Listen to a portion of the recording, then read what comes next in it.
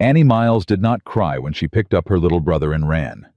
She was 8 years old, her feet were bleeding, and she knew if she stopped moving, Silas Crowley would come back for them before sunrise. She did not know where she was going. She only knew one thing. Samuel was too weak to walk, and she was not going to leave him behind. If this story moves you, please subscribe and follow until the very last word, and drop your city in the comments. I want to see how far this story travels. The summer of 1881 did not forgive weakness. Annie Miles had learned that early.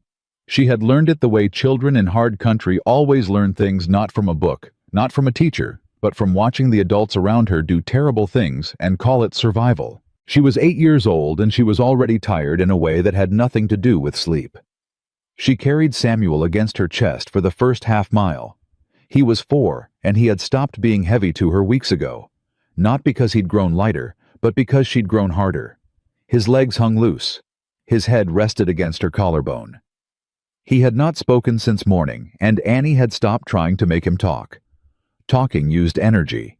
Energy was something they did not have to spare. The flour sack she'd wrapped around his waist was her own idea. She had seen it done once with a lamb that couldn't keep up with the flock. She figured what worked for a lamb might work for a little boy. It did not occur to her that she should not have to know things like that. The trail cut through the middle of a flat open stretch of Texas rangeland, and the sun was doing what the Texas sun always did in July. It pressed down like a hand trying to push everything in the world flat against the ground. Annie's feet had been bare since 2 days prior when she'd left her shoes behind without thinking, too focused on getting Samuel away from the smokehouse before Crowley came back. She didn't regret the shoes. She regretted a lot of things. The shoes weren't one of them. Annie. Samuel's voice was small, barely a thread of sound. I hear you. Are we lost? She kept walking. We're going forward. That ain't the same as lost. He was quiet again. She felt his fingers tighten on her shoulder just a little, and she shifted his weight and kept moving. The fence came out of nowhere, or maybe she had simply stopped seeing things that weren't directly in front of her feet. It was a working fence, solid post and wire, the kind a man puts up when he means to stay. She nearly walked into it. She stopped just in time, pressed her free hand against a post to steady herself, and stood there breathing hard. And then she heard him. Hey! The voice came from her left, not loud, not sharp, just a word dropped into the air like a stone into still water. She spun. Her arm tightened around Samuel. The man was on horseback, a big bay horse still as a statue. He was somewhere in his mid-30s, she figured, though she wasn't always good with ages on men. Tan skin, dark hair under a worn hat, quiet eyes that didn't move fast. He wasn't reaching for anything. His hands rested open on the saddle horn. You need water, he said. Annie stared at him. Her jaw was set. Her feet were bleeding into the dirt, and she had not cried once, and she was not going to start now, not in front of a stranger who could take Samuel from her if he decided he wanted to. We're fine, she said. The man looked at Samuel. He looked back at her. No, he said simply. You ain't. It wasn't mean. It wasn't pitying. It was just honest, and Annie had been lied to so many times with kindness in the voice that honest hit her harder than she expected. Her chin wobbled. She locked it down. My brother's just tired, she said. We're going to the next town. Next town's 11 miles east, the man said. You know that. She didn't. She hadn't known that. She said nothing. He swung down from the horse in one clean motion and crouched down in front of her. Actually crouched, so his eyes were level with hers, not standing over her, the way men always stood when they wanted you to feel small. He kept a full arm's length of distance between them. He kept his hands where she could see them. My name's Elias Boone, he said. I own the land on the other side of this fence. I've got a well, and I've got a cabin, and I have got absolutely no interest in causing you any more trouble than you're already in. He paused. What's your name, miss? She looked at him for a long moment. Annie, she said finally. Annie Miles. And this is my brother Samuel. Elias looked at Samuel, who had raised his head just barely and was watching the stranger with eyes that were too dull for a 4-year-old's. He looked back at Annie. "Where's your mama, Annie?" And that was when the thing that had been locked behind Annie Miles's chest for 2 days, the fear and the fury and the weight of carrying everything alone, pushed so hard against her ribs that she almost couldn't get the words out. "Mr. Crowley locked her up," she said, "in the smokehouse, because she wouldn't sign the papers." Elias Boone went very still. "What papers?" "The papers that say we owe him everything. The papers that say he gets to keep us." Her voice didn't shake. She was proud of that. "He said my brother wasn't worth feeding. He said I'd work off the debt by the time I was 12. She looked Elias straight in the eyes and said what she'd been holding since before dawn. "Please don't send us back. Please." Elias stood up slowly. He looked down the trail south the direction she'd come from, and his expression did something complicated that Annie couldn't name. Then he looked back at her. "I ain't sending you anywhere except to my well," he said. "Come on." She didn't trust him. She wanted to make that clear even to herself, even in her own mind. She didn't trust him, and she didn't know him, and she had learned from watching her mother that trusting men you didn't know was how you ended up locked in a smokehouse on a July night. But Samuel had not had water in 6 hours, and the next town was 11 miles away, and her feet were leaving red prints in the dirt. She followed him. The inside of Elias Boone's cabin was plain in a way that felt honest. No frills, no excess a table, 2 chairs, a wood stove that had been cleaned recent, a narrow cot against one wall. Annie stood in the doorway while Elias set Samuel down gentle on the cot, like the boy weighed nothing at all, and she watched Elias's hands the entire time. Watching hands was something she'd learned to do. Hands were where the truth lived. His hands were careful. That was all she could determine for certain. He brought water first. A tin cup, plain and dented, and he held it to Samuel's lips and tilted it slow. Samuel drank without opening his eyes. He drank like a small animal that had given up deciding whether to be afraid. "He needs more than water," Elias said. He wasn't looking at Annie when he said it. He was looking at Samuel, and his voice had gone flat in a way that she recognized. It was the voice of a person who was angry and had decided to be useful instead. "I know that," Annie said. She was still in the doorway. "You can come in," he said. "I ain't gonna do anything." "I know you probably think that's reassuring," she said. He looked at her then, and something shifted in his eyes. Not offense, not amusement, but something closer to recognition. "Fair enough," he said. He reached up to a high shelf and brought down a tin of dried beef and a small jar of honey. He set them on the table. "Food's there. Help yourself and your brother. I need to know how long ago Crowley locked your mother up, and I need to know exactly where." Annie watched him move to the door, watched him check outside before stepping back in, watched him pull his hat off and set it on the table peg with the calm deliberation of a man who was thinking hard. She sat down at the table. She pulled the tin toward her. "Yesterday afternoon," she said. "The smokehouse on Crowley's west side. It's got a padlock, but the hinges are on the outside." He looked at her again. "You know about hinges." "I know about a lot of things I shouldn't have to know." He didn't answer that right away. He looked at Samuel, then at her, then at the window. He picked up his hat again. "I'm going to ride out there and get her," he said. "You and Samuel are going to stay here with the door latched. Don't open it for anybody but me." "How will I know it's you?" "I'll knock 3 times and say Annie first. If it's anything different, don't open it." He paused at the door. "You got any reason to believe Crowley would come looking for you tonight?" She thought about it. "He'll look in the morning," she said. "He won't want to ride in the dark past the arroyo. His horses don't like the water sound." Elias absorbed that. He pulled his hat down and nodded once. "I'll be back before morning then," he said. And then he was gone. Annie did not sleep. She fed Samuel the dried beef in small pieces until he was strong enough to sit up on his own, and then she sat at the table with the lantern turned low, and she listened to the dark. Samuel fell asleep with one hand curled under his chin. His color was better. His breathing was easier. She watched him breathe and let herself feel for the first time in 2 days something that was almost close to relief. And then she felt guilty for feeling it because her mother was still locked in a smokehouse in the middle of July, and relief wasn't something Annie had earned yet. She pulled the scrap of paper from inside her dress. She'd taken it from Crowley's desk the same morning her mother had been locked up. She didn't fully understand what it said, but she understood that her mother's name was on it, and she understood that Crowley had written it himself, and she understood from the way her mother's face had gone white when she'd first seen it, that it was the kind of paper that could take everything from them. She folded it carefully.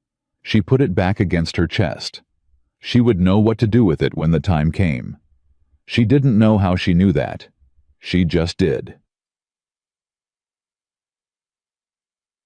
Elias came back an hour before sunrise. He came back with her mother. Rebecca Miles was not what Annie expected after 2 days locked in summer heat. She expected broken. She expected the version of her mother that Crowley had been trying to build for 3 years. The one that was afraid of her own voice, that flinched at sudden movements, that apologized for taking up space. Instead, Rebecca Miles walked through the cabin door with her jaw set and her eyes burning, and the first thing she said was, "Where is Samuel?" "Here, Mama." Samuel's voice came from the cot, small and sleep-heavy, but real. Rebecca crossed the cabin in 4 steps and dropped to her knees and gathered him up, and she said nothing for a long moment. She just held him. She pressed her face into his hair. Her shoulders shook once, and then they stilled, and she pulled back and looked at him like she was counting every part of him to make sure it was all still there. Then she looked at Annie. "Come here," she said. Annie came. She let herself be held. She had not let herself be held in 2 days, because somebody had to stay hard, and she'd elected herself. But her mother's arms went around her, and her mother smelled like smoke and sweat, and something underneath all that. That was just her mother, and Annie Miles put her face against her mother's shoulder and did the one thing she had been refusing herself since she picked up Samuel and ran. She cried. It lasted 30 seconds. Then she straightened up and wiped her face and said, "I took something from Crowley's desk. I think it's important." Rebecca went still. "What did you take?" Annie pulled out the scrap of paper. Rebecca took it with shaking hands. She read it. Her face did something complicated and terrible and resolved. She looked up at Elias, who had stayed near the door, who had not moved or spoken since he brought Rebecca in, who was giving them the room in the way of a man who understood that some things had nothing to do with him. "This is my husband's homestead," Rebecca said. Her voice was quiet, the quietest kind of angry.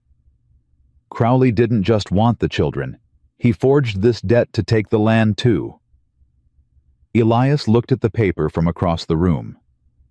"Is that your signature on it?" "No," she said. "It is not." A silence settled over the cabin. Outside, the first birds were starting up, which meant the sky was lightening, which meant they had hours, maybe less, before Crowley rode in with the sheriff. "Then we need to protect that paper," Elias said, "and we need to be smart about what we do next."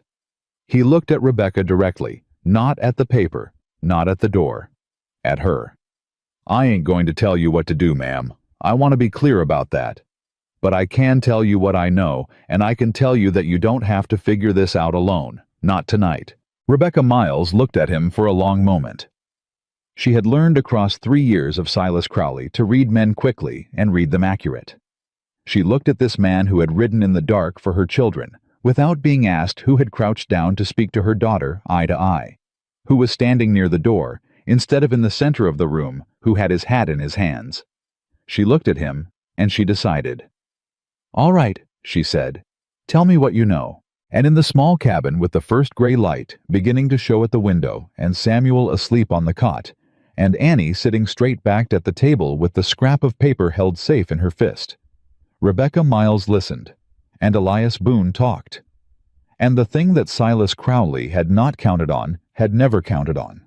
Because men like Crowley never did, began quietly in the dark to take shape.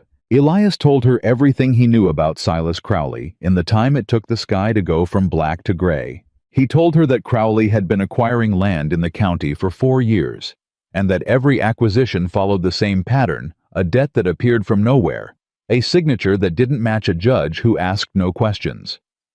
He told her that 2 families before the Miles had lost their homesteads the same way. One had left the territory entirely. The other, the Harmon family, had simply disappeared from public record, and nobody in town talked about them anymore the way people stop talking about things that make them feel ashamed. Rebecca sat at the table and listened without interrupting. Annie sat beside her and listened too, and Elias noticed that the girl had the same quality her mother had, that particular stillness that came not from passivity, but from paying very close attention.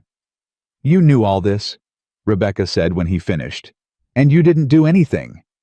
It wasn't an accusation, it was a question with a hard edge on it. "I didn't have anyone to do anything for," he said. "And I didn't have proof." "Now you do," Annie said. She held up the paper. Elias looked at the girl. "Now we do," he said. Rebecca pressed both hands flat on the table. "Crowley will come with the sheriff by mid-morning. He'll say I abandoned my children and that you're harboring stolen property, and by stolen property, he means me and my kids." She paused. "He's done it before. He had a woman in Greer County held for 3 days on a false abandonment claim until she signed whatever he put in front of her. He won't get 3 days with you," Elias said. "What makes you so certain?" "Because that woman in Greer County didn't have a forged ledger in her daughter's dress." Rebecca looked at him. Something in her face shifted, not trust, not yet, but the first crack in a wall she'd been building for 3 years straight. "We need to get to Martha Reed," she said. "Before Crowley does." Elias knew Martha. Everybody knew Martha. She'd run the dry goods store on the main street of Harlan Creek for 20 years, and she had the memory of a court reporter and the moral backbone of a circuit preacher. She'd been one of the few people in town who had looked Rebecca in the eye since Crowley had started his campaign to make her a social problem rather than a human being. "Martha's store opens at 7, he said. "Then we have 40 minutes, Rebecca said. She stood. She looked at Samuel still sleeping on the cot. She looked at Annie. Then she looked at Elias in that direct way she had, the way that made a man feel like he was being read chapter by chapter. "Why are you doing this?" The question sat in the air. Elias picked up his hat. "Because your daughter asked me not to send her back," he said. "And because I've been watching Crowley take things from people who couldn't fight him, and I'm tired of watching." "That's not a safe reason," she said. "No," he agreed. "It ain't." She held his gaze for another moment.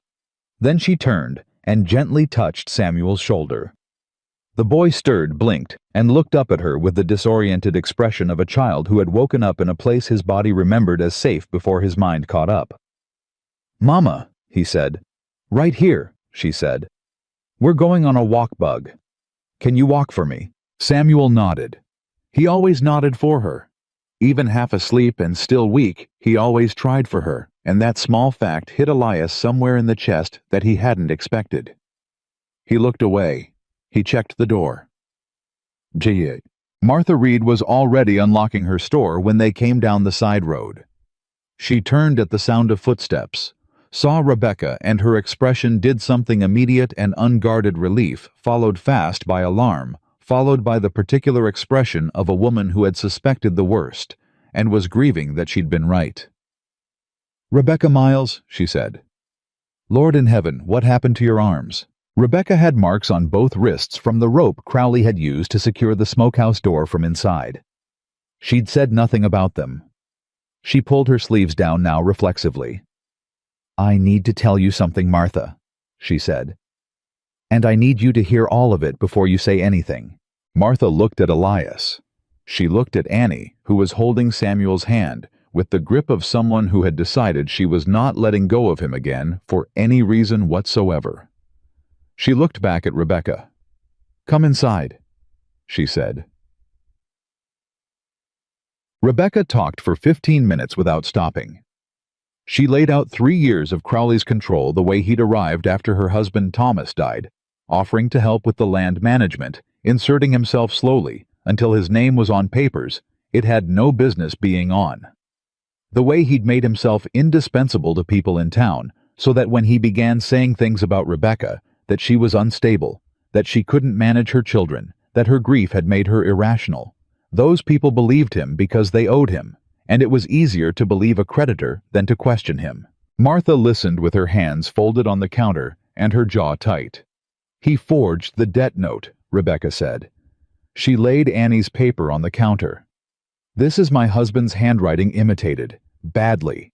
Thomas never wrote his sevens like that, and this signature is not mine." Martha looked at the paper for a long time. She looked up at Rebecca. "I knew something was wrong," she said. Her voice was low. "When he started telling people you'd left those children alone for days at a time, I knew. I've seen you with your children, but I didn't." She stopped. She pressed her lips together. "I didn't say anything. I'm ashamed of that." "You can say something now," Annie said. Both women looked at the girl. Annie was standing straight, Samuel's hand in hers, looking at Martha Reed with the expression of someone who had decided that 8 years old was old enough to say the true thing out loud. Martha looked at her for a long moment. Then she looked at Rebecca. "What do you need from me?" They had the outline of a plan before the church bell struck 8. It wasn't a complicated plan. Complicated plans had too many places to break.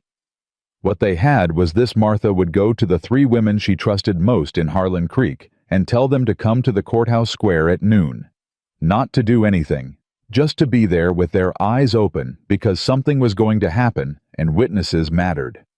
Rebecca would stay off the main road until they were ready. Elias would go to the telegraph office and send a message to the territorial marshal's office in Abilene. "They won't come in time," Rebecca said. "Crowley will move before a marshal can ride from Abilene." "I'm not asking them to come," Elias said. "I'm asking them to have a record.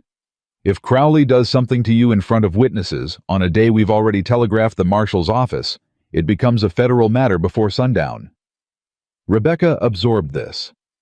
"You've thought about this before," she said. "Not just today. You've been thinking about how to stop him." "I've been thinking about how someone could stop him," Elias said. "If they had the right evidence and the right timing. I just didn't have either one until your daughter walked up to my fence." Annie, who was feeding Samuel a piece of hard candy that Martha had pressed into her hand, looked up at this. She didn't say anything, but something in her expression eased just slightly, the way a person's face eases when they stop bracing for the impact that doesn't come. Then the door to Martha's store opened, and everything shifted. It was Deputy Cal Hughes, young, soft-faced, the kind of man who had chosen law enforcement because it came with a hat and a wage and had not yet been required to be brave. He stepped inside and looked at Rebecca like she was a problem he'd been assigned rather than a person he'd encountered. "Mrs. Miles," he said, "Mr. Crowley filed a report this morning. Says you abandoned your children and that a man named Boone took them without permission." "My children are standing right here, Deputy," Rebecca said. "Does that look like abandonment to you?" The deputy looked at Annie and Samuel. He looked back at his boots. "He says you left them alone on his property, and this man," he looked at Elias, "rode onto private land and removed them." "I removed myself," Annie said. Her voice was clear and precise. "I picked up my brother and walked away. Mr. Boone found us on the road." She paused. "Do you want to know why I left? I can tell you exactly why." The deputy looked at the 8-year-old girl and had the expression of a man who had not prepared for this encounter. "He said my brother wasn't worth feeding," Annie said. Those were his exact words. Mr. Crowley looked at Samuel and said he wasn't worth the food it would take to keep him alive. And then he locked my mother in the smokehouse because she told him he was wrong. Silence. Martha Reed spoke from behind the counter. "I'll be testifying to that deputy. Write it down." "Martha, write it down, Cal. I've known you since you were 7 years old, and I know your mother raised you better than this." The deputy's jaw moved. He took out his notepad. He wrote something down without reading it back to them. "Mr. Crowley is at the sheriff's office," he said finally. "He's asking for the children to be returned to his custody until the debt matter is settled in court." Rebecca stepped forward. One step, just one, but it was the kind of step that changed the air in a room. "Those children are not a debt instrument," she said. They are my children, and the debt itself is a forgery, and I will stand in the middle of the public square and say so in front of every person in this town if I have to." She looked the deputy straight in the face. "Tell Silas Crowley that Rebecca Miles is done being quiet." The deputy left. The door closed behind him. Martha let out a breath. "He'll tell Crowley everything," she said. "Good," Rebecca said. "I want him to." The morning moved fast after that, the kind of fast that happened when the thing you'd been fearing finally started moving toward you, and you realized that standing still was no longer an option. Elias went to the telegraph office. He kept his message short and factual. Forged land documents, 2 minor children threatened false sheriff's claim, requesting federal oversight. He paid for it with the last of the paper money in his vest pocket, and walked back into the street without looking at anyone who was looking at him, because there were several. Word traveled in Harlan Creek, the way word traveled in all small towns, instantly and distorted, and with everybody adding their own particular flavor to it. By the time Elias reached the edge of the main road, he could feel it the way people on the street had positioned themselves. Watching. Calculating. A few faces he recognized had already gone cold, which meant Crowley had already spoken to them. Already laid his version of events down like concrete before Rebecca's truth had a chance to set. He had expected this. He had grown up in a town like this, a town where the man with the most money had the longest reach and the deepest voice, and where the people who should have spoken up had learned by slow degrees that speaking up cost more than staying silent. What he had not expected was Crowley himself stepping off the boardwalk in front of the land office and walking directly toward him. Silas Crowley was a tall man, wide-shouldered, well-dressed for a working rancher, with the kind of face that had probably been considered handsome 20 years ago before the calculation in it became too visible. He walked like a man who had not been told no in a long time, and had started to forget it was a word that applied to him. "Boone," he said. Elias stopped. He did not reach for anything. He did not step back. "Crowley, you made a mistake this morning," Crowley said. His voice was conversational, almost friendly, which was more alarming than if he'd been angry. "Taking those children off my property. That's a criminal matter." "Is it?" Elias said. "The sheriff thinks so." "The sheriff thinks what you tell him to think," Elias said. "Which works fine until somebody with better information shows up." Crowley's expression didn't change, but something in his eyes did. Something went very flat and very focused. "You don't know what you've walked into," he said. "You're a cowhand with a fence line and a quiet reputation. Don't spend that reputation on a woman who's already been judged by this town." "Judged by who exactly?" Elias said. "By the people you put debts on, by the sheriff you bought." He tilted his head slightly. "By the judge whose name is in your ledger." The pause that followed was very small and very significant. "I don't know what you think you have," Crowley said. His voice had lost the conversational edge. "I know what I have," Elias said. "And so do you." Crowley took one step closer. Not threatening it was too public for threatening, but close enough to make the intent clear.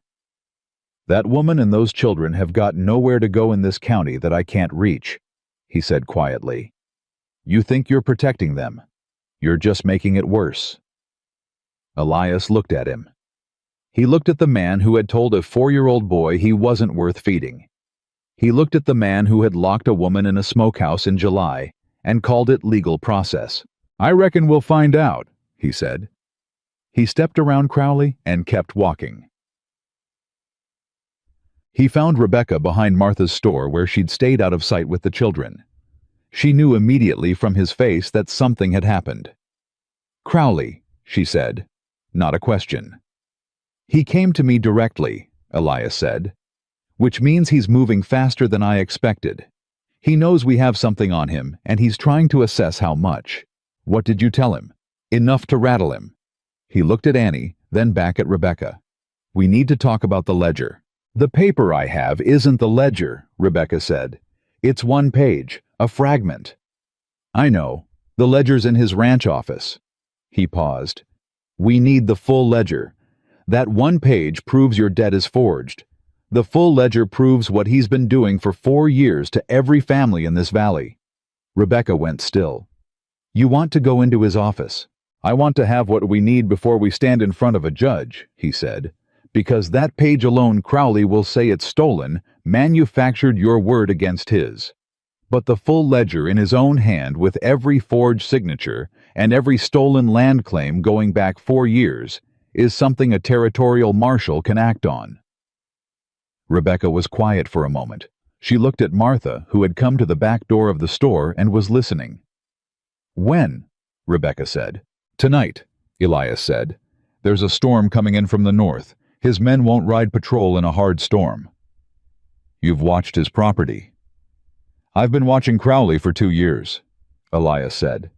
"I just didn't have a reason to move until now." Rebecca looked at him.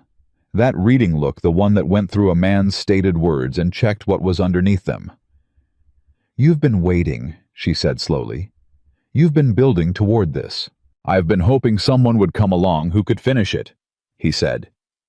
Someone Crowley had actually wronged on record. Someone with a forged document and enough courage to stand in public and say so. He met her eyes.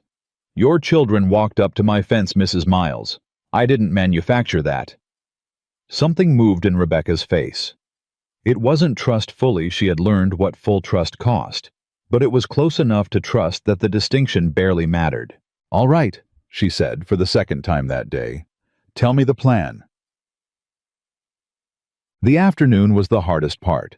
Not because anything dramatic happened, because nothing did, and the waiting was its own kind of violence. Rebecca sat in the back room of Martha's store with Samuel on her lap and Annie beside her, and she told her children a story about their father, about Thomas Miles, who had come to Texas from Tennessee with $40 and a letter of intent, and had built the homestead with his own hands, timber by timber, in the summer of 1874.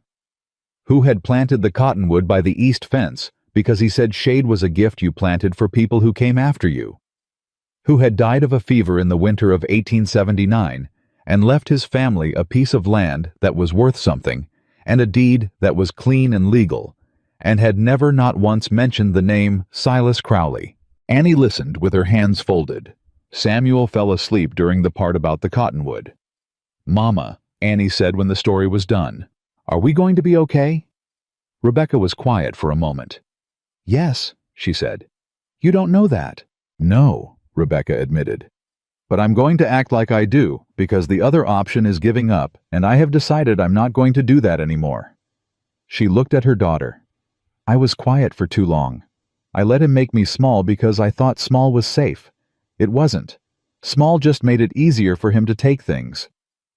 Annie was quiet. Then, "I took the paper," she said. "Before you got locked up. I snuck into his office and I took it because I thought it was important."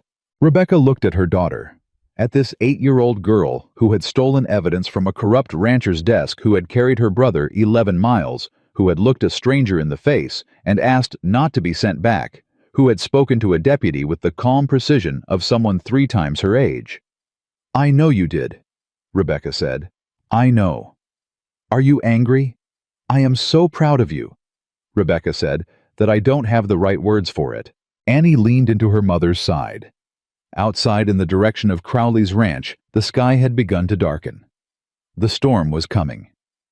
Elias knocked on the back door just after supper, 3 times. Then, "Annie." The girl was up and to the door before Rebecca could move. The storm hit Crowley's ranch the way hard truth hits a man who's been lying too long fast, and without mercy and all at once. Elias had read the sky right.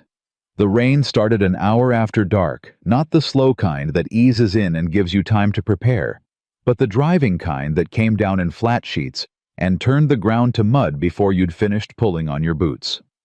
Thunder rolled in from the northwest in long, low waves. Lightning split the sky every few minutes, bright enough to read by gone before you could use it. Rebecca had not wanted to come.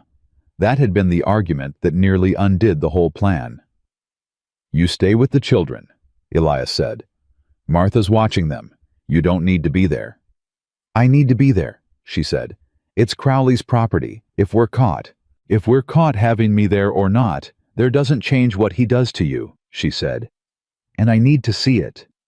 I need to see the proof with my own eyes, so that when I stand in front of a judge, nobody can tell me I'm repeating something somebody else told me." She looked at him steadily. "I've been taking other people's word for my own life for 3 years. I'm done with that." He had looked at her for a long moment.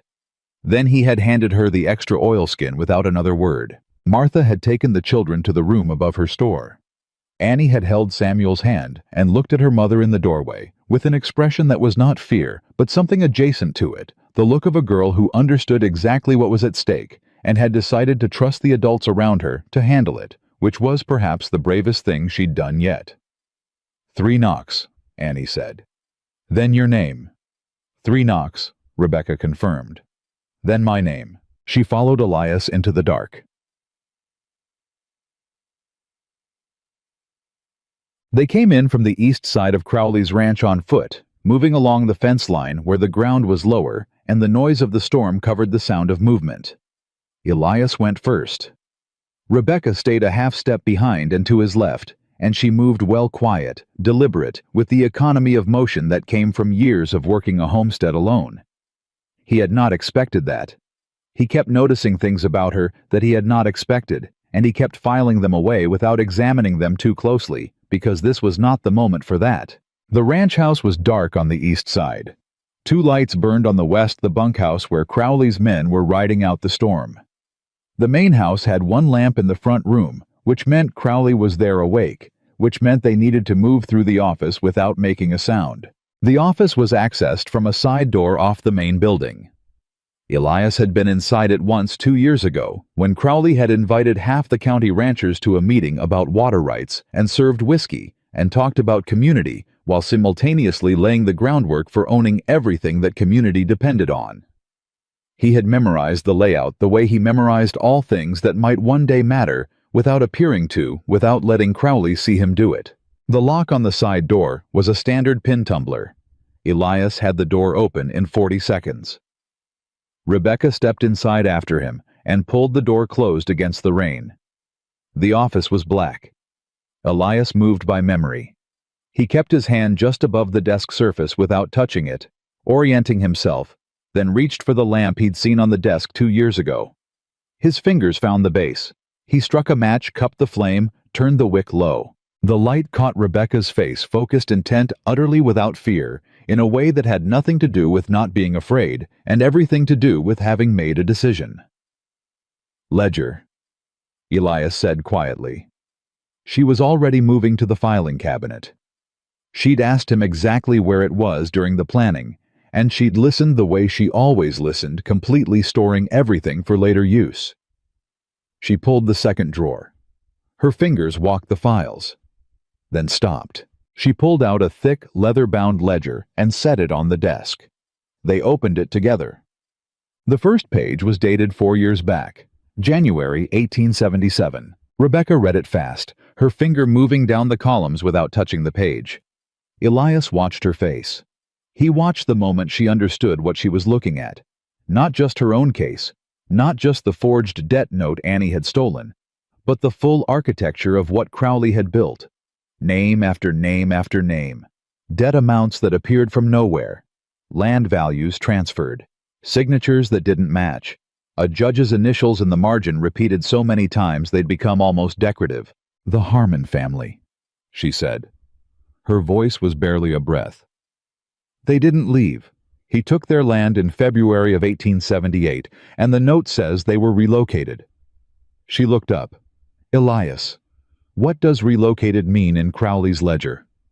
He had a bad feeling about what it meant. He didn't say so. "Keep reading." She turned pages. She found the Miles entry. Her husband's name, Thomas J. Miles written in Crowley's hand in the spring of 1880, a full year before Thomas died. The debt had been written before the death. Written in anticipation of it, as though Crowley had known or planned or both. Rebecca went very still. "He wrote this before Thomas died," she said. "I see it. He planned this before my husband was in the ground."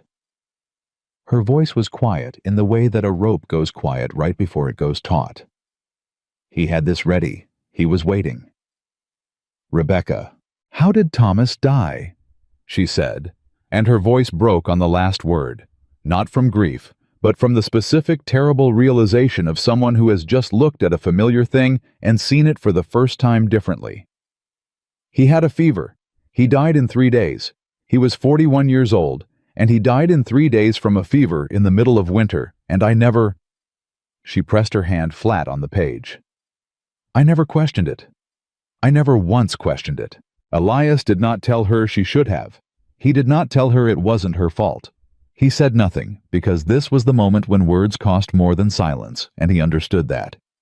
She stood there for 10 seconds with her hand on the ledger. Then she straightened. She pulled out the page with her name on it, the original forgery, and laid it next to the corresponding entry in the ledger. They matched in Crowley's handwriting, differing only from her signature, and Thomas's, which were imitations good enough to fool a tired judge, but not a woman who'd watched her husband sign his name 10,000 times. "I need all of this," she said. "Every page that has a family's name." "We can't take the ledger. He'll know it's gone." "I know." She looked around the desk. "Paper. Give me paper." He found a stack in the top drawer.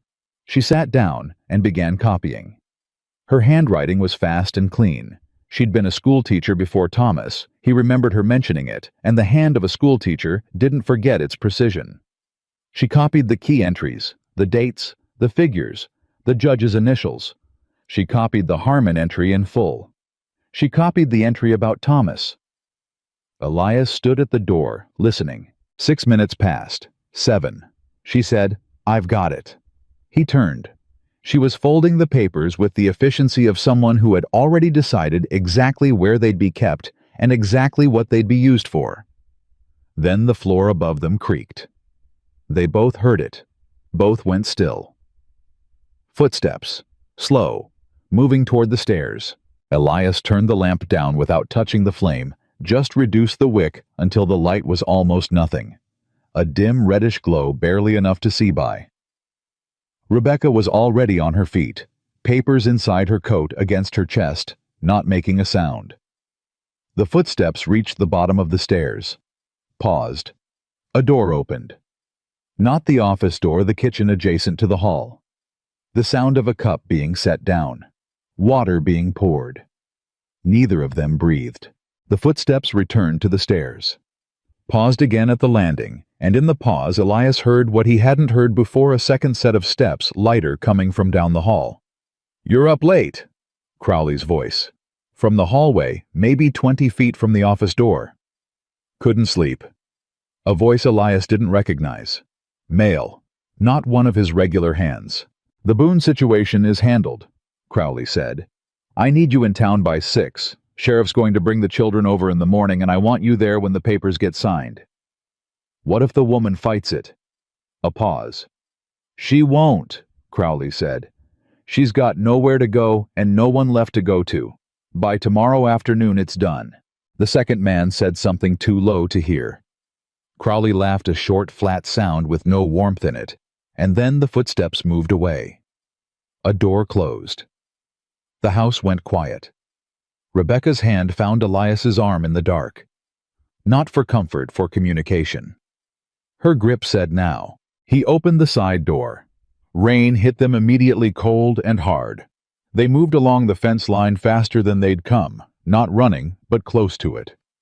The lightning was more frequent now, which helped, and didn't help. It lit the ground ahead of them, but it lit everything else too. They were 30 yards from the fence line when the bunkhouse door opened. Elias pulled Rebecca down and to the left without thinking. They hit the ground behind a water trough. Not together, he kept a hand's width between them, even then, even instinctively. Voices from the bunkhouse. 2 men stepping out under the narrow shelter of the overhang, complaining about the rain. Rebecca did not move. She did not make a sound. She lay flat in the mud with 3 years' worth of evidence pressed against her chest. And she waited. And Elias had the thought, sudden and certain, that this woman had been surviving impossible things for so long that she'd gotten very, very good at it. The bunkhouse men went back inside. They moved. They reached the road in 20 minutes and the edge of Harlan Creek in 40. The storm was still driving hard. They were soaked through mud to the elbows, and Rebecca was shaking not from fear, but from cold, and the particular physical aftermath of sustained locked-down tension finally releasing. Elias pulled off the oilskin he'd kept over his saddlebag and handed it across. "I'm already wet," she said. "Take it anyway," he said. She took it. She wrapped it around her shoulders without looking at him. They walked in silence for a few minutes. Then she said, "He was in that house planning to take my children in the morning.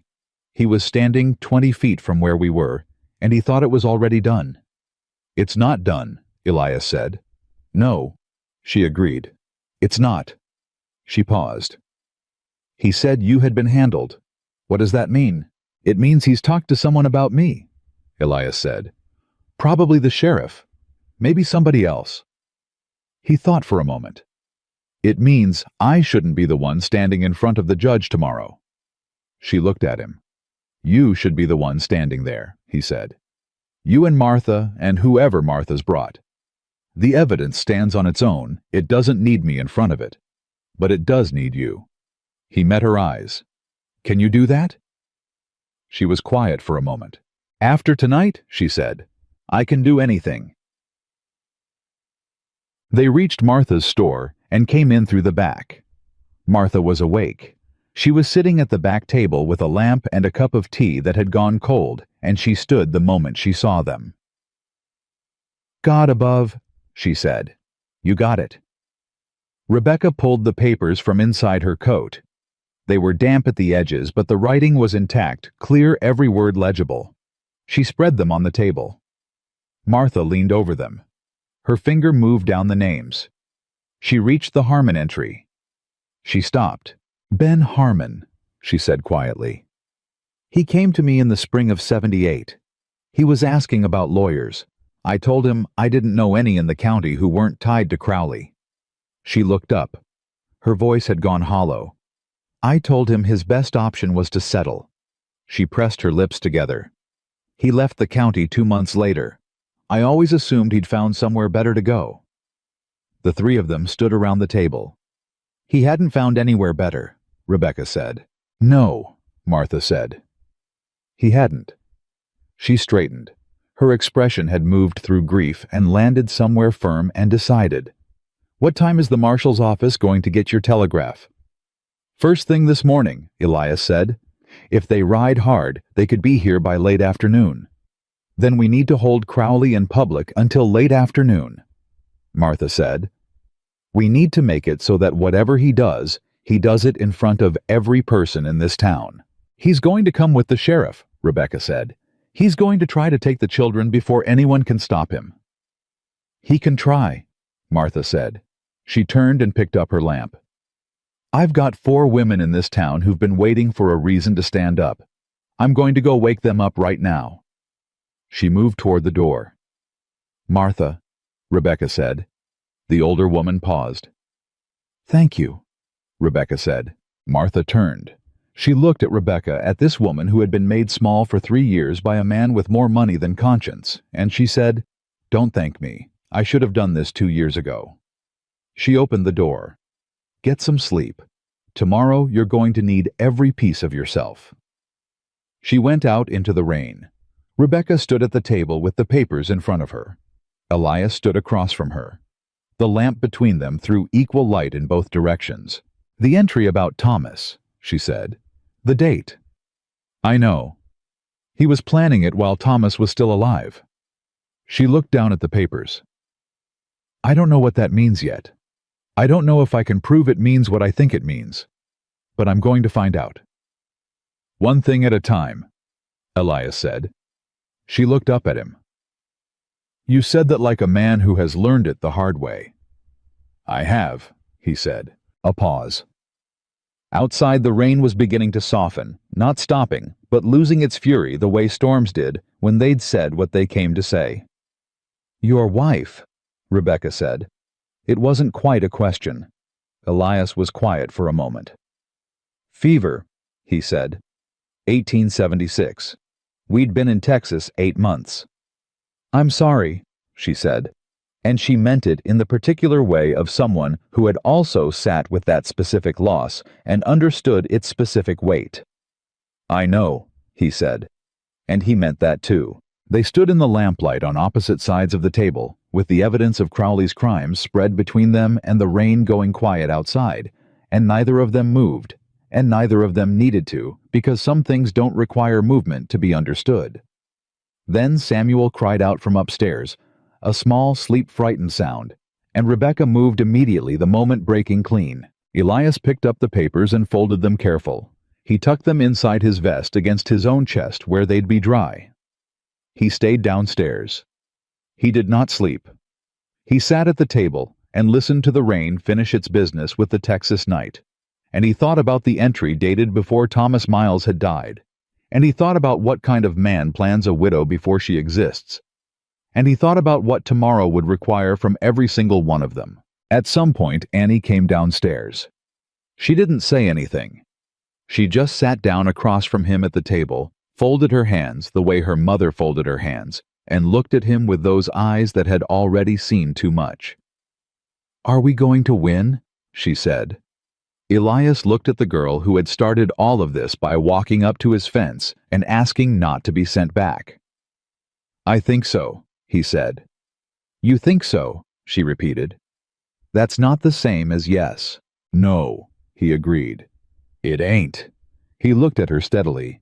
"But your mama walked into a rainstorm tonight to get the proof to do it right. And Miss Martha is going to have half the women in this town standing on those courthouse steps by noon. And you—" He paused. "You stole the one piece of paper that showed us what we were looking for. All of that adds up to something, Annie." The girl was quiet for a moment. "What if the judge doesn't listen?" she said. "Then we make sure everyone in that square hears it anyway," Elias said. "Because Crowley's real power isn't in the judge. It's in the town believing he's untouchable. The moment the town sees him touched, that power is gone." Annie absorbed this. She sat with it the way she sat with everything, quietly, seriously turning it over. Then she nodded. Once. Decisive. She went back upstairs. Elias sat in the dark with the papers against his chest and the long, thin edge of dawn beginning to show at the bottom of the window. And he waited for morning with the particular patience of a man who has decided that whatever it costs, it will not be more than he can pay. Across town, in the best room of the Harlan Creek Hotel, Silas Crowley slept soundly, certain of tomorrow. He had made the mistake that powerful men always made. He had stopped watching the people he thought he'd already beaten. Dawn came in hard and bright after the storm, the way Texas mornings always did, like the night had never happened, like the world had been washed clean and had no memory of what it cost. Rebecca Miles had not slept. She had lain on the narrow cot in Martha's back room, with Samuel tucked against her side, and Annie curled at her back, and she had stared at the ceiling and made a list in her mind. Not of fears, not of what could go wrong.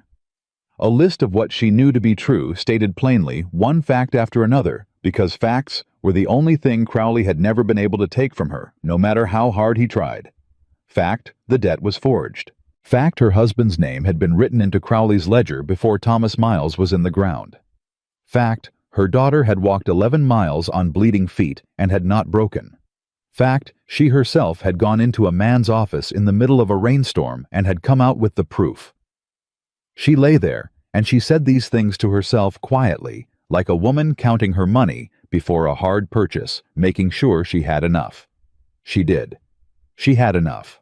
By the time the church bell struck 7, she was dressed and standing at Martha's back window, with a cup of coffee going warm in her hands, watching the street come to life the way it always did, slowly, ordinarily, with no idea what the day was about to ask of it. Martha came in from the front. "They're here," she said. Rebecca turned. "All 4 of them," Martha said. "Clara Briggs, Hattie Morse, June Alderman, and Nell Foster. They're at Clara's house right now. They've been up since 5. She paused. "Nell brought her husband. He said he's been wanting to say something about Crowley for 2 years, and his wife finally gave him permission." Rebecca almost smiled at that. "And the telegraph," she said. Martha's expression shifted just slightly. "Elias went to check. The marshal's office received it. They sent a rider last night." She met Rebecca's eyes. "He could be here as early as midday. Crowley will move before midday."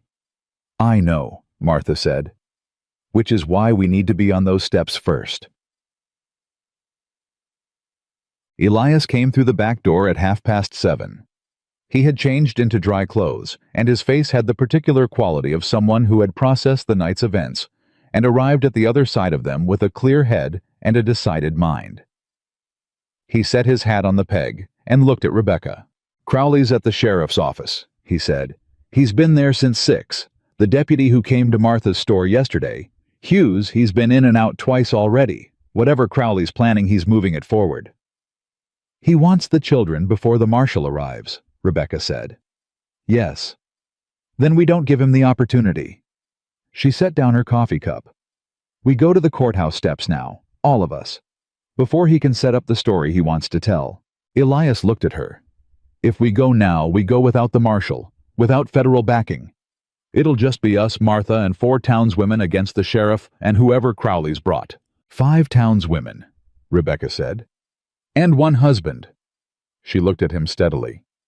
"And the truth, which is the one thing he doesn't have and can't buy."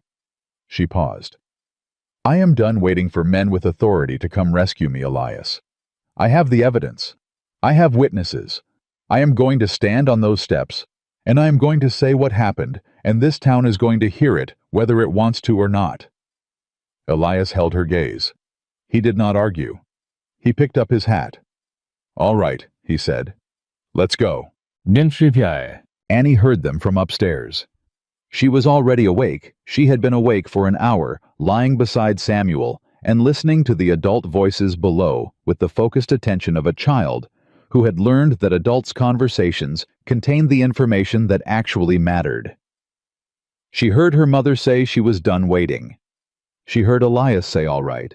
She shook Samuel's shoulder gently. "Time to get up, Bug." Samuel blinked at her. "Is it over?" "Not yet," she said. "But it's about to be." She helped him dress. She combed his hair with her fingers the way her mother did. She took his hand.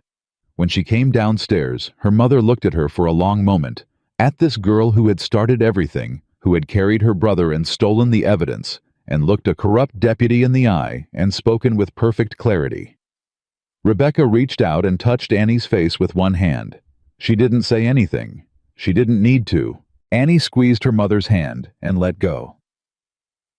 They came out onto the main street of Harlan Creek at 8:05, and the town noticed immediately. Not loudly, there was no commotion, no raised voices, just the particular silence that falls when people who have been going about their ordinary business register something extraordinary happening and stop what they're doing to watch. Martha walked on Rebecca's left. Elias walked at a distance of 3 paces behind, giving the women the front of it, because he understood instinctively that this moment needed to be led by Rebecca and not by him. Annie walked beside her mother, with Samuel's hand in hers. They moved down the middle of the street, with the straight-backed deliberation of people who had decided exactly where they were going and were not going to be redirected. Clara Briggs stepped off the boardwalk when she saw them coming. Then Hattie Morse. Then June Alderman with Nell Foster beside her and Nell's husband Tom just behind. They fell into step without a word being exchanged. It was the kind of solidarity that didn't require instruction, the kind that had been building for years and was simply waiting for the moment to show itself. By the time they reached the courthouse steps, there were 11 people in the group. Rebecca stopped at the base of the steps and turned to face the street. She did not go up the steps. She stood at ground level where anyone passing could see her face directly, and she waited. The town came to her. Not all of it. Not quickly, but one by one, people drifted over from the boardwalk, from the storefronts, from the edges of the street. The blacksmith left his forge. The woman from the laundry came to her doorway. A group of men outside the feed store turned and looked, and then slowly walked over. They had heard Crowley's version of events. Most of them had believed it, or told themselves they believed it, which was not the same thing, but was easier to live with. Now they looked at Rebecca Miles, standing in the morning light with her children beside her, and the marks still visible on her wrists, and something in the collective mind of Harlan Creek began to shift. Martha stepped forward. Her voice carried. "This woman's name is Rebecca Miles," she said. "She is a widow who has been managing her late husband's homestead alone for 2 years. 3 weeks ago, Silas Crowley presented her with a debt instrument bearing her signature. She did not sign it. Her husband's name is also on it. He has been dead for 2 years. She paused. "I have seen the document. I am prepared to testify to what I saw." A murmur went through the gathering crowd. Then the sheriff appeared. His name was Aldous Grant, and he was a man of medium ambition and maximum convenience. The kind of man who had not set out to be corrupt, but had arrived there through a series of small choices, each one easier than the one before, until he'd looked up one day and found himself standing in Silas Crowley's pocket, and couldn't quite remember how he'd gotten there. He pushed through the edge of the crowd, with 2 deputies behind him, and stopped when he saw how many people were gathered. His expression did its calculation visibly. "Mrs. Miles," he said, "I've got papers here requiring you to present your children to the court for a custody determination." "On what grounds?" Rebecca said. "On the grounds that you are in default of a legal debt obligation and that your ability to care for your children has been called into question." "By whom?" "By Mr. Crowley, who holds the debt." "Show me the original debt instrument," Rebecca said. "The one with my signature. I want to see it." The sheriff blinked. He had not expected this. He had expected a frightened woman, a weeping mother, the cooperative surrender of someone who believed the legal apparatus around her was legitimate because she didn't know it wasn't. He reached inside his coat and produced a folded document. He held it out. Rebecca took it. She unfolded it. She looked at it for precisely 4 seconds. "This is not my signature," she said, loudly, clearly, to the crowd and not to the sheriff. "I have never signed this document. This is a forgery." She held it up. "Look at the date. This debt was written before my husband was buried. Look at the signature. I have been writing my name for 29 years. This is not how I write it." She turned and handed it to Martha. Martha looked at it and looked up. "I've been receiving Rebecca Miles's letters and receipts for 2 years," Martha said. "I know her handwriting. This is not it." Tom Foster Nell's husband stepped forward from the edge of the group. He was a big, quiet man who had said nothing yet, but whose presence had been felt. "I knew Thomas Miles," he said. "I worked his fence line with him in the summer of 1878. The date on that debt says Thomas authorized it in March of 1879, 6 months before he died." He looked at the sheriff. "Thomas Miles told me that summer he had no debts and no intention of acquiring any. He was proud of that. He said it more than once."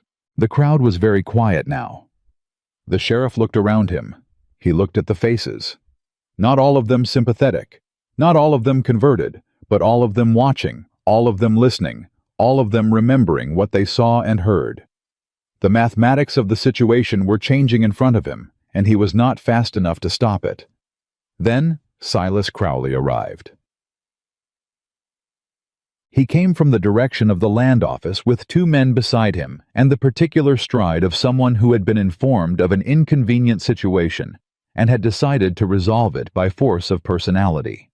He pushed into the edge of the gathered crowd, and people moved aside for him, the way they always had, by habit, by calculation, by the long conditioning of owing a man money. He stopped when he saw the crowd's size. He stopped again when he saw Rebecca's face. She was looking at him. She had been waiting for him. "Mr. Crowley," she said.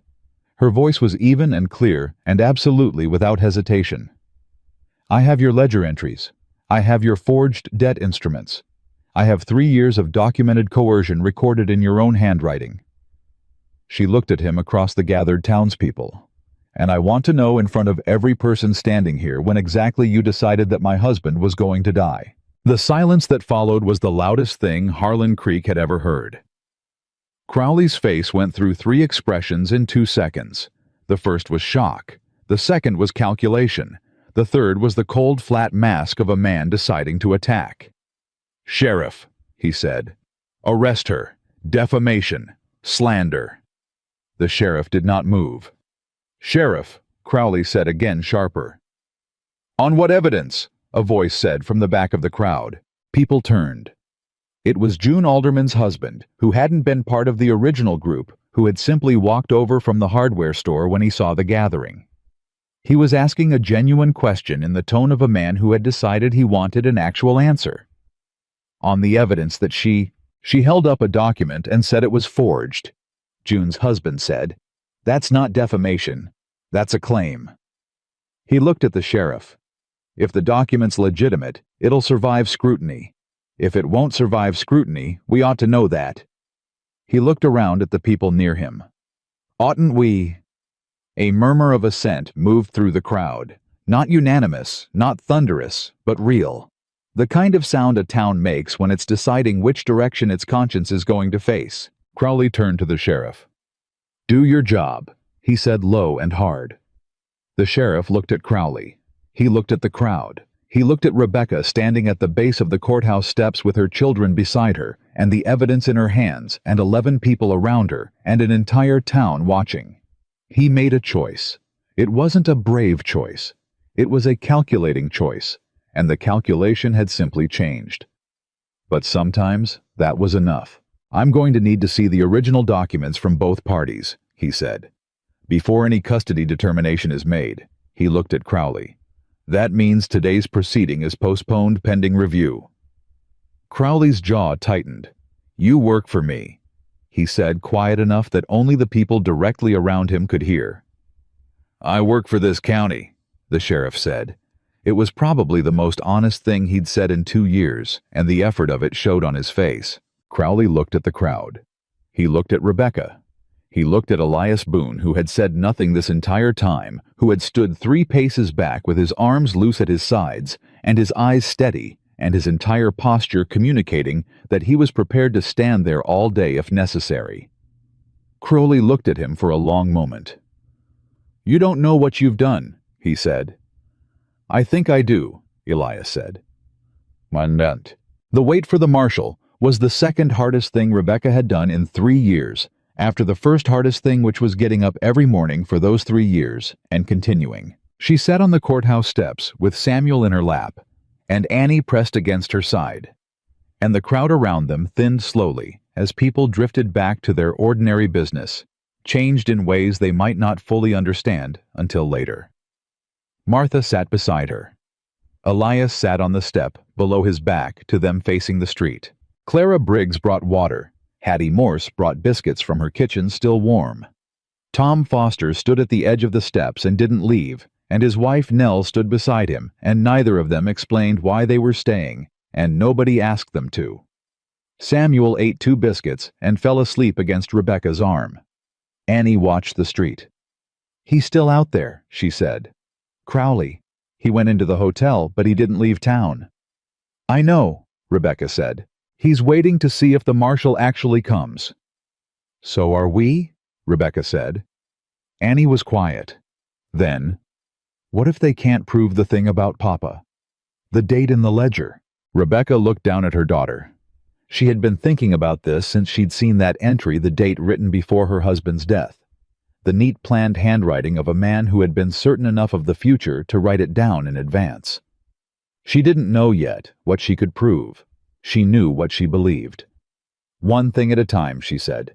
It came out in Elias's cadence, and she was aware of that, and she did not mind. Elias glanced back at her when she said it. A small glance, quick, that might have meant nothing, or might have meant something. She was not ready yet to decide which. She looked back at the street. And then, at 11:30, at the far end of Harlan Creek's main road, a rider appeared. Then another. Then 3 more behind them, riding in the unhurried, purposeful way of men who carry federal authority and know it. Annie saw them first. She stood up from the step. "Mama," she said. Her voice was different from every other time she'd spoken that day. Not precise, not controlled, not older than her years. Just a child's voice, with a child's relief breaking through every careful layer she'd built. "I see them," Rebecca said. She stood. Samuel stirred and grabbed her hand in his sleep, and she held it. Martha stood beside her. Elias turned and looked down the road, and then looked back at Rebecca with an expression that was not quite a smile, but was close enough that the distinction barely mattered. The riders came into town, and Silas Crowley, watching from the hotel window, watched his certainty arrive at its end. The territorial marshal's name was Caleb Hurst, and he was not what Harlan Creek expected. He was not loud. He was not dramatic. He was a lean, gray-eyed man of about 50, who dismounted with the economy of someone who had ridden long distances for a long time and had stopped finding it remarkable. He handed his reins to one of his deputies without looking, straightened his coat, and looked at the people gathered on the courthouse steps with the measured attention of a man reading a situation before he said a single word about it. His eyes went to Rebecca first, then to the children, then to Martha, then to Elias, and on Elias they paused for just a moment, the recognition of one careful man for another. Then he looked at the courthouse door, then back at Rebecca. "Mrs. Miles," he said, "I'm Marshal Hurst. I received a telegraph from a Mr. Boone yesterday evening." He glanced at Elias. "That you?" "Yes, sir," Elias said. "The telegraph mentioned forged land documents and threatened miners." He looked at Rebecca. "I'd like to see what you have." Rebecca reached inside her coat. Her hands were steady.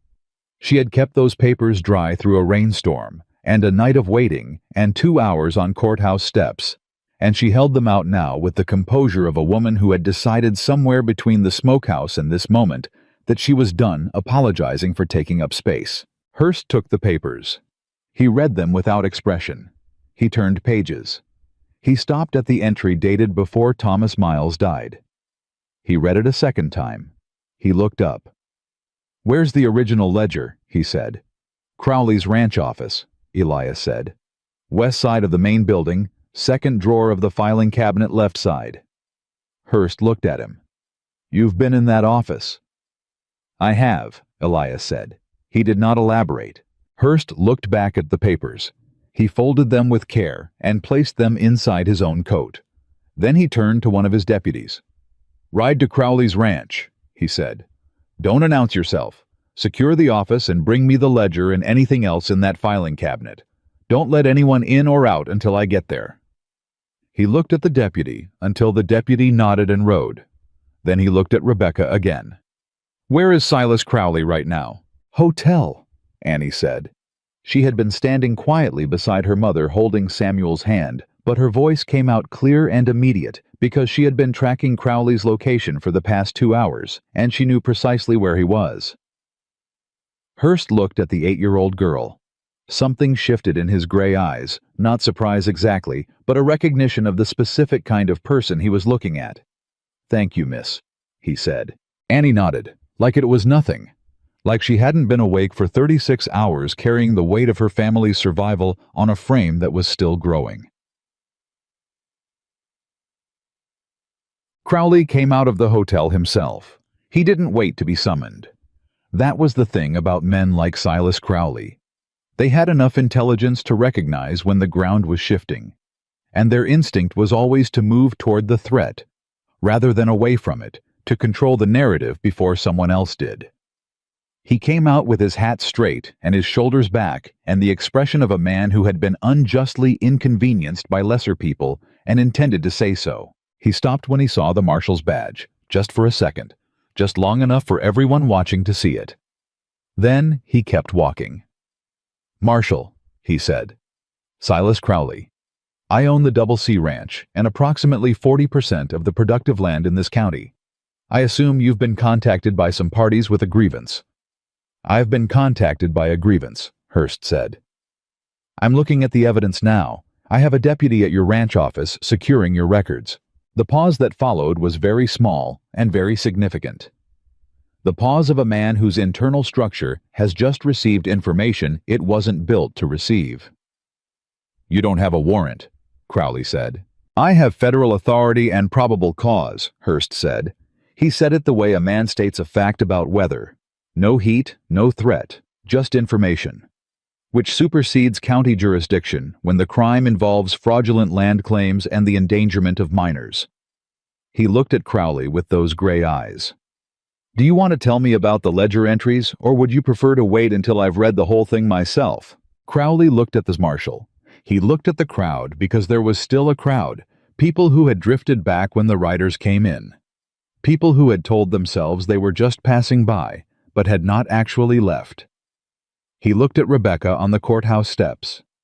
He looked at Martha beside her.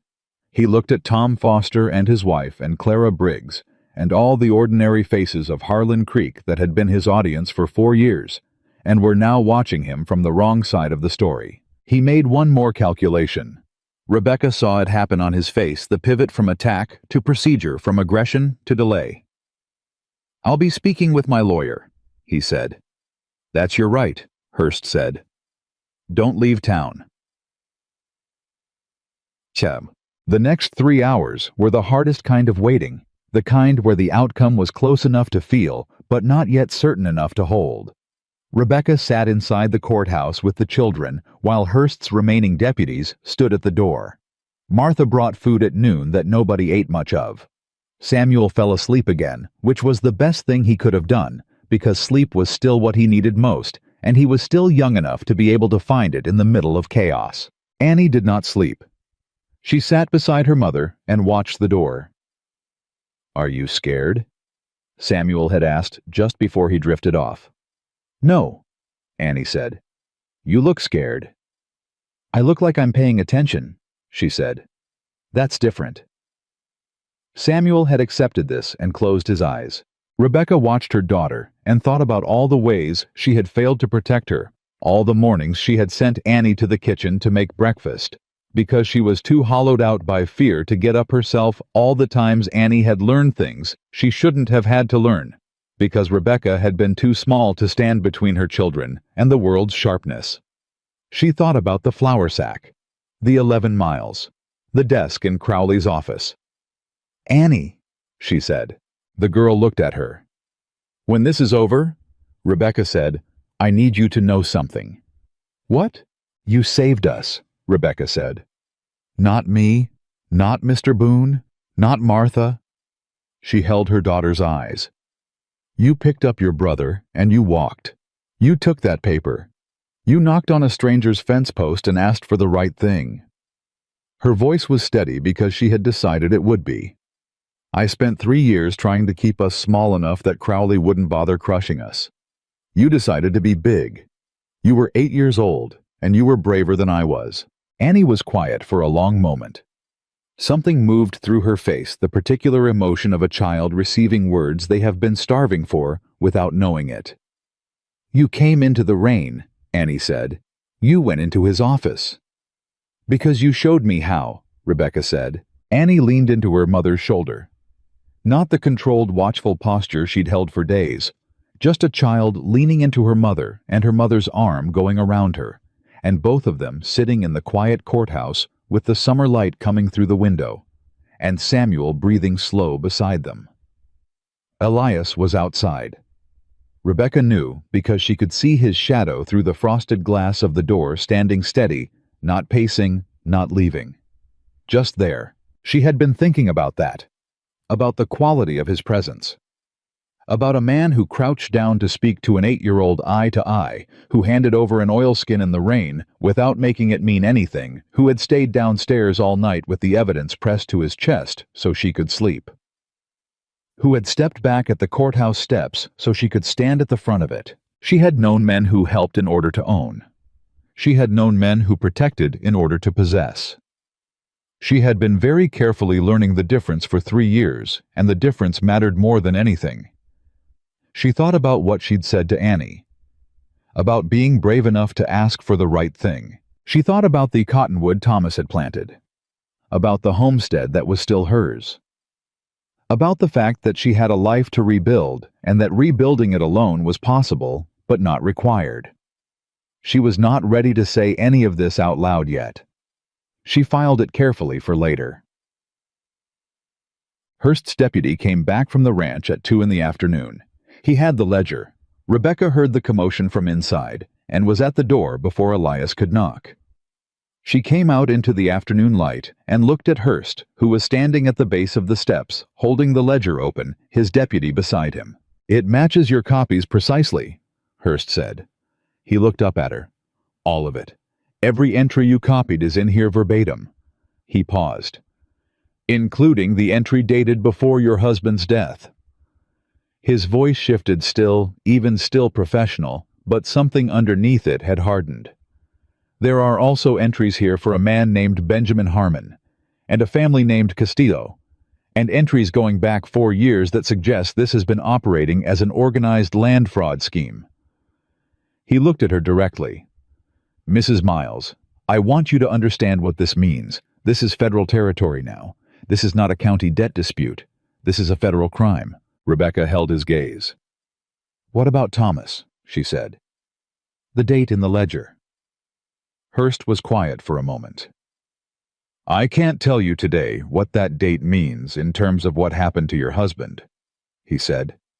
"That's a separate investigation, and I won't make you a promise I can't keep." He paused.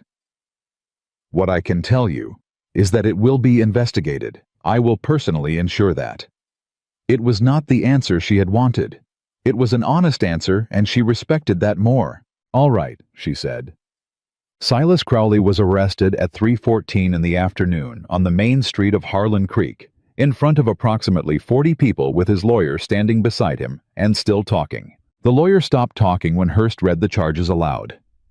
There were 7 of them. Fraudulent land claims, falsification of legal instruments, coercion of a minor, unlawful restraint, wire fraud, conspiracy to defraud, and one charge that Hearst read last and quietly, which was suspicion of wrongful death pending investigation. Crowley said nothing when the cuffs went on. He had gone to a place past words, past the calculations, past the personality, past the 40% of the county certainty of a man who had believed his whole life that enough money made you untouchable. He stood on the main street of the town he thought he owned, and he said nothing. The sheriff. Sheriff Grant, who had made his small calculating choice on the courthouse steps that morning, stood to the side and watched. He was not arrested that day. He would be questioned. He would resign his office within the week. It would not be enough, and he would spend years knowing it wasn't enough, and that was perhaps its own form of justice. The crowd was quiet when Crowley was led away. Not celebratory, not relieved. Quiet in the way of people confronting the gap between what they had seen and what they had said, between what they had known and what they had chosen to believe. Martha Reed stood beside Rebecca and said nothing. She had said all she needed to say that morning. Tom Foster took off his hat. He stood with his hat in his hands and looked at Rebecca and nodded once. She nodded back. Annie watched Crowley go without expression. She stood straight and she watched him all the way until he was inside the marshal's custody and out of sight.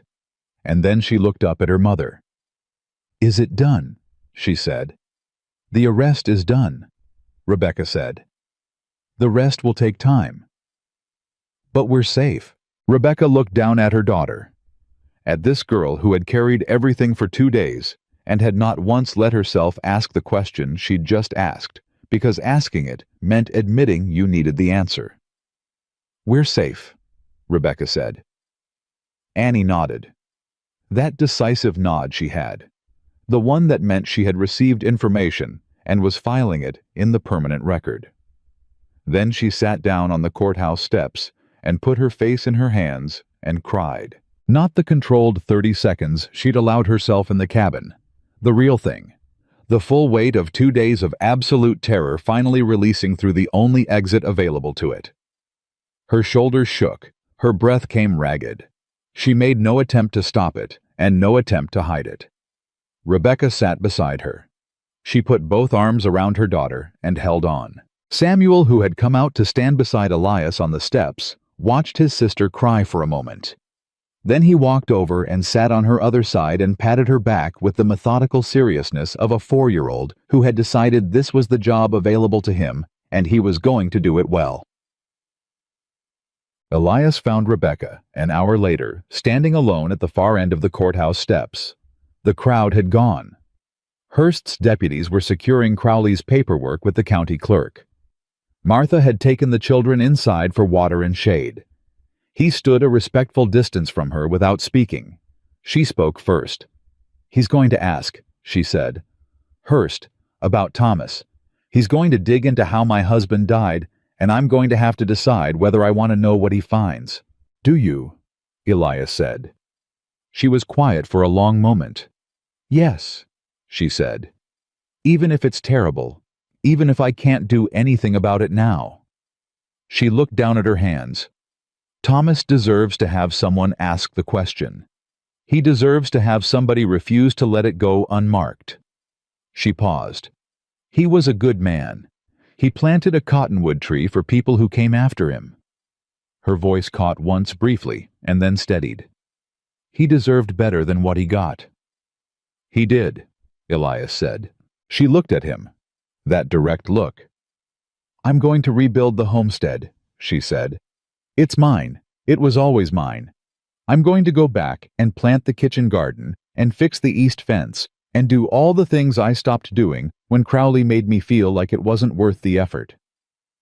"That sounds right," Elias said. "I'm going to do it alone," she said.